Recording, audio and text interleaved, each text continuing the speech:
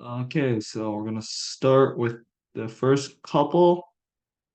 We'll start with 11 and just move our way through these. Keep today efficient because we can't go over time today. So I'm gonna start with 11. So what does 11 say? Let's zoom back in a bit.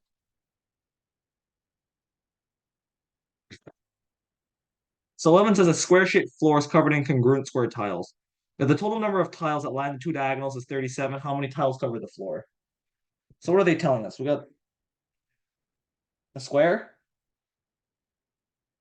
and then we know that the number of tiles that line the diagonals. So let's start counting on the diagonals. So if it's one square, it's obviously one on the diagonal because there's only one. There's four. There's one, two, three, four. So there's going to be four on the diagonal. Now if there's 9 squares, because we can only go up in this fashion, you can see there's one, two, three, four, five. And then if we try 4 squares,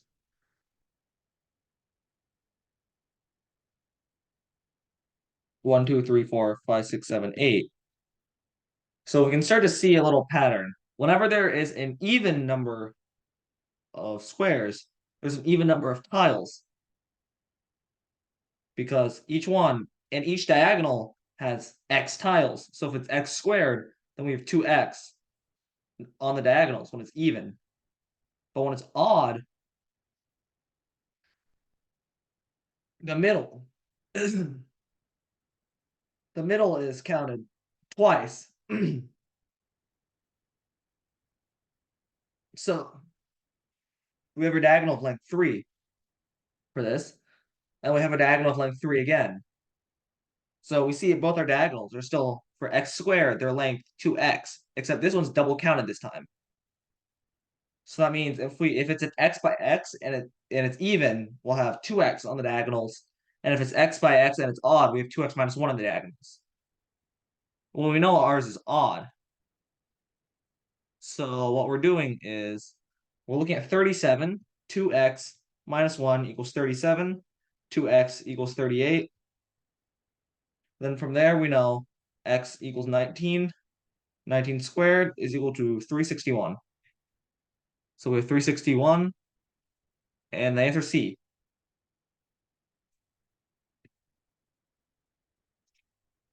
So for question 12, we have the smallest positive integer greater than 1 that leaves a remainder of 1 when divided by 4, 5, and 6 lies between which of the following pairs of the numbers? Well, when we want to know that it has a remainder of 1, that means when it's divided by 4, 5, and so we know it's x mod 4 is congruent to 1, x mod 5 is congruent to 1, and x mod 6 is congruent to 1. So what we're seeing is this number can either be 5, 9, 13, dot, dot, dot. Starts at 1. We have 1. Then we have 1, 6, 11, 16, dot, dot, dot. And then we also want x mod 6. So we get 1, 7, dot, dot, dot, dot, dot. So we're looking here, so we're looking for the intersection. So if we want these all to be mod 0, the number has to be divisible by 4, divisible by 5, and divisible by 6. So that means the number must be a multiple of 4. It must also be a multiple of 5. So we already know the number has to be at least 20. And then we also need to know it needs to be a multiple of 6. And the lowest common multiple between 6 and 20 is 60. So that we know that 60 is the lowest common multiple between 4, 5, 6. So 60 divided by both 4, 5, and 6 is equal to 0. So in this case, 61 would leave a remainder of 1 for all of these. So your answer would be D.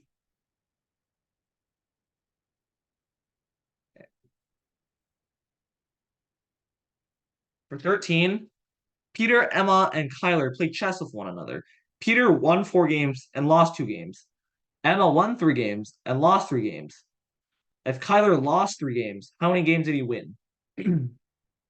So, what do we know? They're playing with each other. So what that means is, so if two people are playing, we have person A and person B, they're playing each other. If one person wins, so if they win, this person loses. So this lose. So what do we know? For every win, there has to be a loss. So every time someone wins, someone loses. So let's count the total wins and total losses. Say we play, so say there are 5 matches. That means there's going to be 5 winners and 5 losers, because each match has a winner and a loser. So if we play X matches, which means the total wins and total losses are always equal. So total wins is equal to total losses at all times, because there's a win and a loss every time. So let's count our total wins. Peter won 4 games. Emma won 3 games. And we have Kyler won X games. What else do we know? Peter lost 2 games. Emma lost 3 games. Kyler lost 3 games. So what do we know? In total, 8 games were lost. But for every game, for each loser, there's a winner. That means 8 games were also won, because it's the opposite sides of the coin, which means 8 minus 4 minus 3 equals 1. So X equals 1, which means that Kyler won 1 game. So the answer to 13 is B. Now looking at question 14. Chloe and Zoe are both students in Miss Denman's math class. Last night, they each solved half the problems in their homework assignment alone, then solved the other half together. Chloe had correct answers to only 80% of the problems she solved alone, but overall 88% of her answers were correct. Zoe had correct answers to 90% of the problems she solved alone. What was Zoe's overall percentage of correct answers? This is where we want to use a trick I taught you last class. So we are working with percentages. Percentages are out of 100. So rather than working with fractions, let's pick a number. Let's say they got 100 questions, because it's always easier to work with whole numbers than fractions. So if we're saying 100%, let's just say they each had 100 questions. This is a trick you want to learn, because it simplifies a lot of questions. So let's say 100 questions. They do 50 alone. So Chloe, Zoe, alone together. So they each do 50 alone. So what does that mean? Chloe had 80% of the problems she solved alone correct. So Chloe, 80% of 50 is 40. She solved 40 alone correct. But overall, 88% of her questions are correct, which means in total, she solved 88 correct. So 80 had 88. So 40 plus what is 88? 48. Which means together they solved 48 questions correct. But because they worked together, they had the same answers, which means Zoe also solved 48 correct. But we know that she had 90% of her total correct, which means she solved 90 questions correct.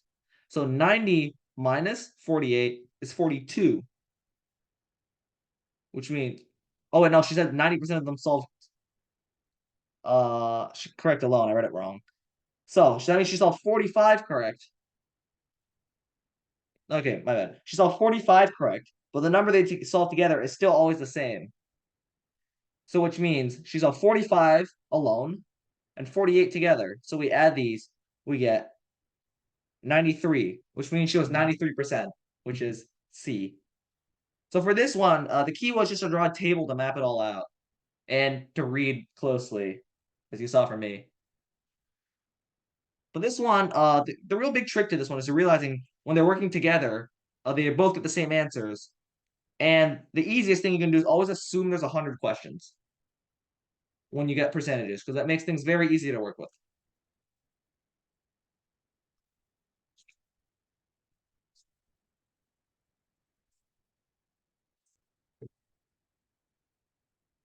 On to question 15. The arrangement of letters and numerals below, how many different paths can spell AMC8? Beginning at the A, the middle path only moves from one letter to an adjacent letter. So let's look at it from here. So we're in the middle with an A. You can only move up, down, left, and right. So how many choices do we have to move to the M? Well, there's 4 M's surrounding it. So we have 4 choices for M. But then each M is surrounded by C's. So let's think about from this M, how many C's can you go to? You can go to this, or this. So there's three choices for that M. Let's look at this M. You can go here, here, or here. So there's three choices for that M. Once again, you see three choices for this M and three choices for this M, which means that each M also has three choices, which lets us say that we have four choices for all the M's and then three choices for the C's that follow it. And you can see the 4 times 3 comes from each M, you get three options. And there's four M's, so you get three options four times. But now we have the 8s.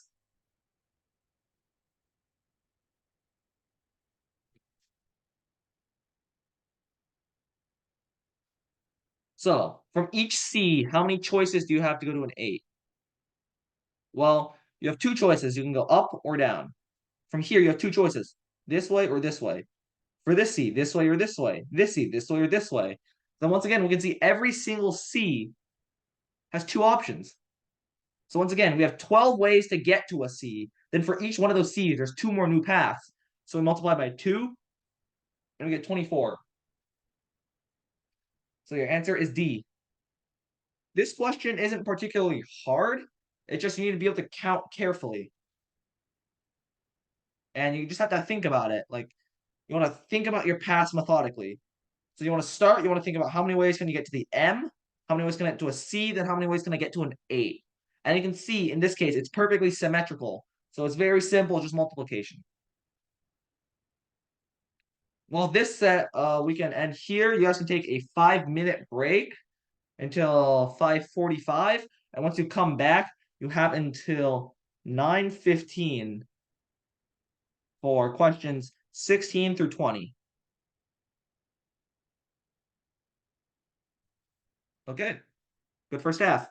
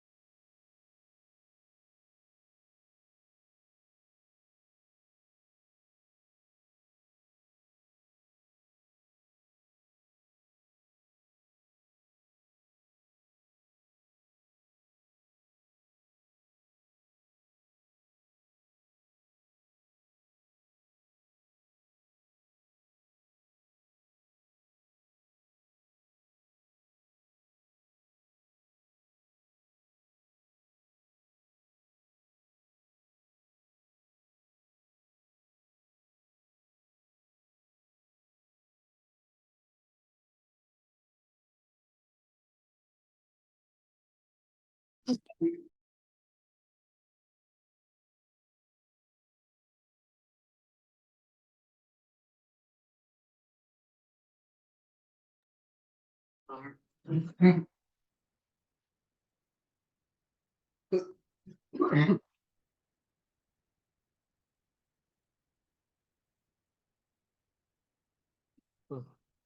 right.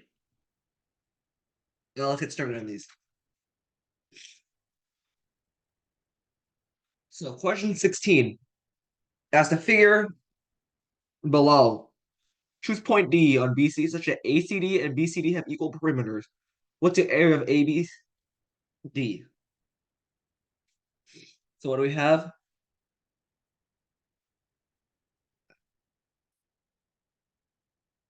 BC.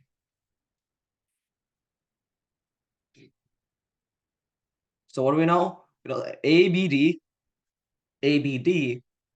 and ACD will have the same perimeter. But what do we know? Let's just draw this. Let's call this D. What do we know? That this is 4. Let's call this X. We'll call this Y and 5 minus Y. So what do we know? We know that 3 plus X plus Y is equal to 4 plus X plus 5 minus Y.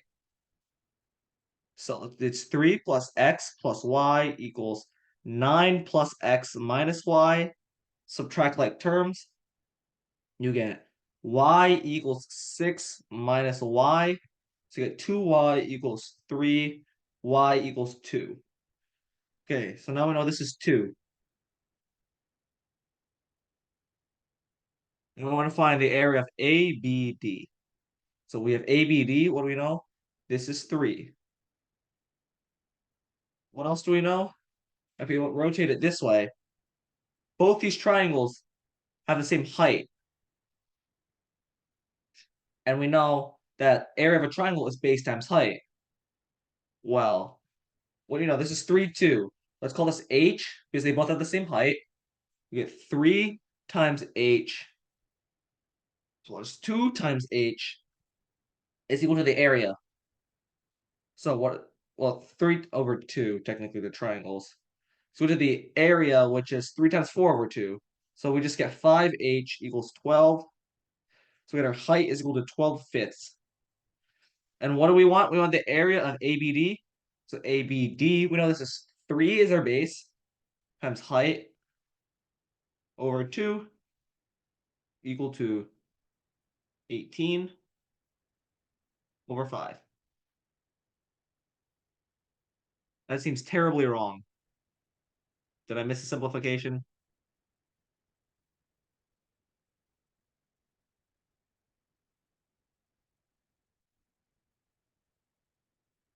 It's 12, 5 till fifths.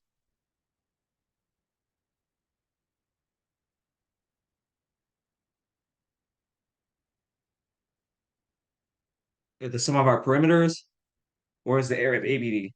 So we get ABD.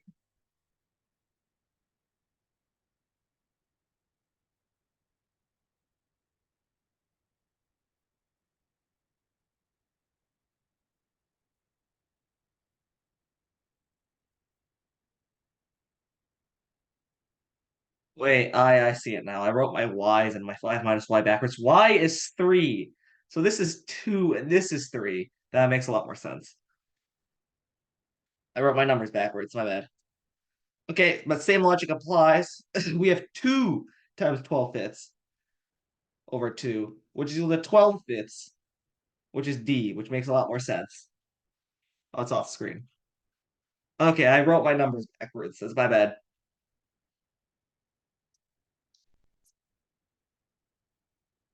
17. Starting with gold coins and some empty treasure chests. I put 9 coins in each treasure chest, but I left 2 treasure chests empty. And so instead, I put 6 gold coins in each treasure chest, but I had 3 gold coins left over. How many coins did I have? So what do we know? We have 9 coins in each treasure chest. times 2 leaves 2 treasure chests empty. So minus 2x. So essentially, is what we have. We have 7 full treasure chests is equal to 6 in each. So let's call x the total number of treasure chests. So we have 9 coins in x minus 2 treasure chests is equal to 6 coins in x treasure chests plus the 3 left over. So we have 9x minus 18 is equal to 6x plus 3. Because we have x total treasure chests, except 2 aren't filled. So we can subtract again. We have 3x is equal to 21. So this one we get x equals 7. So we have 7 is the number of chests. So what do we know? We have put 6 coins in each treasure chest. So 6 times 7, 42. You had 3 left over, plus 3. You have 45 coins in total, so you get C for 17. So I'm a little sick. Okay, on to 18. So we get this really wonky shape here where we get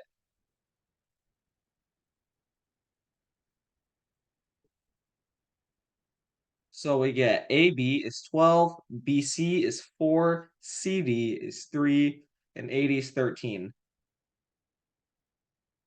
And we know this is a right angle. So what we immediately see is 3, 4 right angle. This you need to be memorized, the 3, 4, 5 right triangle. So we know that this is actually a right triangle right here with length 5. And what else do we know?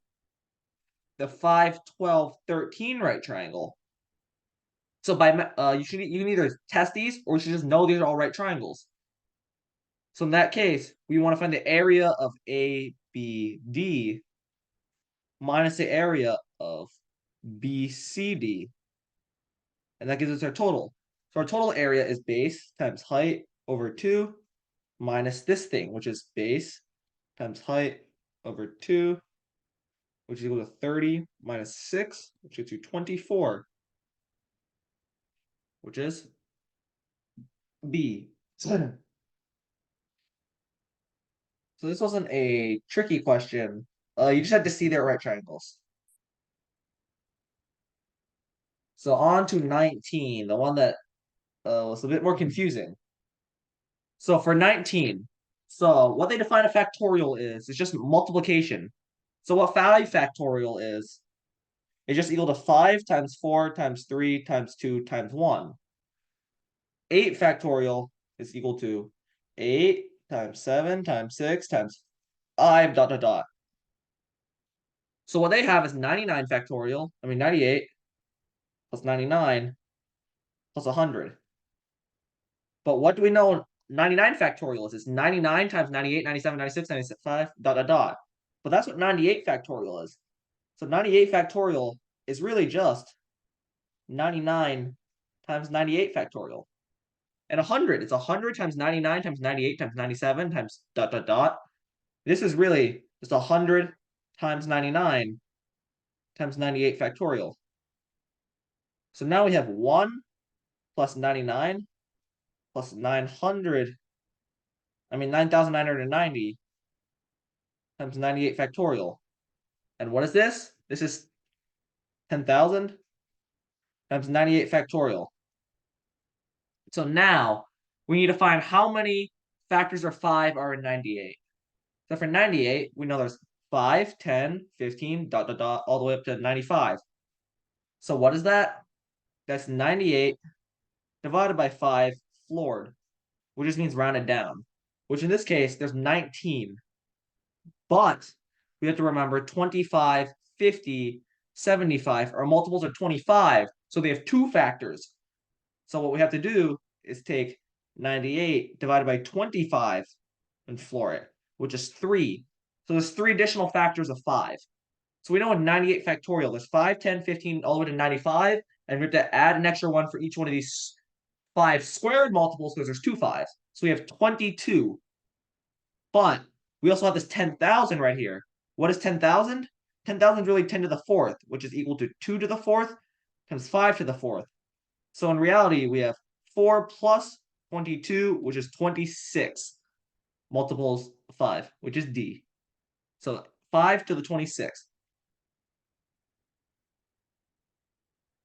That one was probably one of the more tricky ones to look at.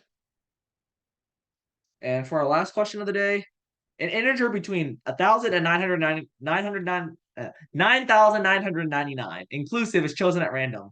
What is the probability that an odd integer whose digits are all distinct is chosen? So what do we know? We know there's 9,000 options already. Yeah, I wrote the complete wrong number. There are 9,000 options. So what else do we know? There's 4 spots in each number. How many odd numbers do we have? We have 5 odd numbers, which are 1, 3, 5, 7, 9. And now we can just randomly, let's find how many combinations of these can we make. Well, for the first number, we have 5 options. For the second number, we have 4 options because we can't reuse the old number because they said they're all distinct. Same with here. We can't use the last 2 numbers we choose because they're all distinct. And once again, here. So what do we have? We have 120 different arrangements, which means there are 120 odd integers that satisfy these conditions. But we want probability, so we want 120 over 9,000. So 12 over 900, go to 4 over 300, go to 2 over 150. That's once again not an option.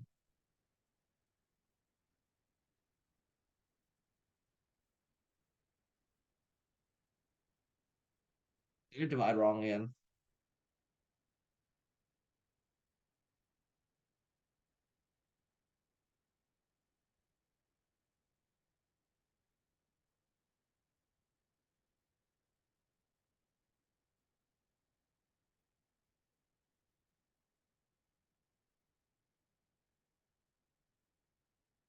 Oh wait, it says odd number, not every number is odd. Okay, I read the question wrong. You didn't see that one. Okay, question 20 again. Every number is distinct. So what do we know?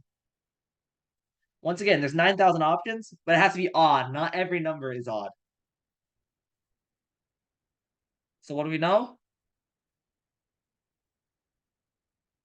What we're looking at is we have 5 options for the last one. We know the number must be odd. It can be 1, 3, 5, 7, or 9. So we have 5 options here. Let's start from the beginning. We have 8 options here from 1 through 9. And then we once again have 8 options here because you have 1 through 9. We already used up 2 of them, but we add 0 now because you can have a 0 in the middle of the number. So we have another 8 options. And then once again, following by the logic, you have 7 options. And then you just 8 times 7 times 5 over 9,000.